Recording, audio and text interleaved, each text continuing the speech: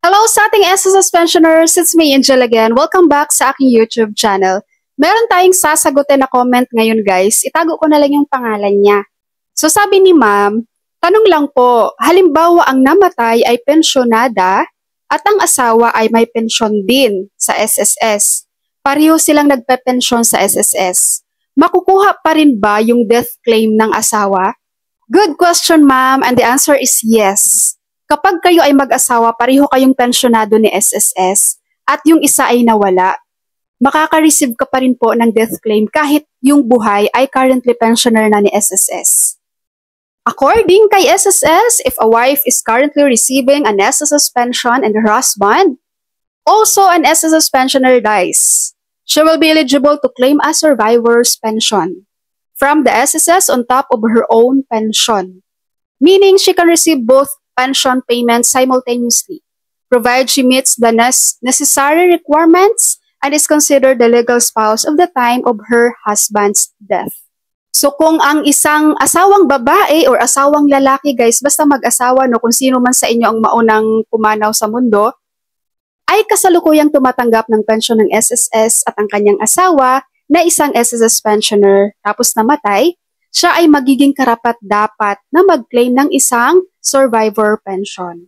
So yung death claim ma'am, survivor pension yung makukuha mo dun. Mula sa SSS bilang karagdagan sa kanyang pensyon, ibig sabihin ay maaari niyang matanggap ang parehong mga pagbabayad ng pensyon ng sabay-sabay sa kondisyon na siya ay nakakatugon sa mga kinakailangan at itinuturing na legal na asawa sa oras ng pagkamatay ng kanyang asawa. Ito kasing contributions natin guys, ang membership natin with SSS ay individual po yan. So kapag mag-asawa kayo, hindi ibig sabihin na iisa lang, okay? Magkahiwalay pa rin yan. So dapat dalawa kayong member ni SSS. Dahil hindi, kapag isa lang sa inyo ang member ni SSS, hindi mo pwedeng gamitin ang SSS ng iyong partner. Kaya dapat dalawa po kayo na member ni SSS. Kaya naman kapag kayo ay mag-asawa, pareho kayong pensyonado ni SSS at ang isa sa inyo ay nawala, yung maiiwan po ay magiging dalawa yung pension niya. So ang tawag na sa kanya guys, siya ay retiree pensioner at the same time, siya na rin ay isang survivorship pensioner. So dalawa na yung marireceive niyang pension monthly. Kaya nga doon sa SSS pension loan, di ba meron tayong SSS pension loan para sa ating mga pensioners. Kapag ikaw ay retiree pensioner at the same time, survivor pensioner, maaari ka pong makapag-pension loan ng dalawa guys. Yes, maaari po. Dahil different naman po itong dalawa. So, pwede kang mag-SSS pension loan as a retiree pensioner, pwede kang mag-SSS pension loan as survivor pensioner.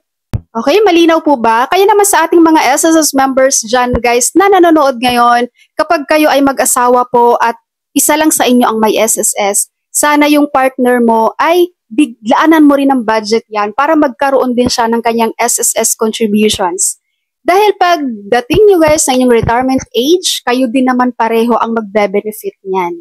So mahirap tumanda nang wala tayong pensyon na natatanggap mula sa SSS. Alright, so sana ay malinaw po ang aking explanation sa inyo tungkol dito. Maraming salamat po sa inyong panonood and God bless you all.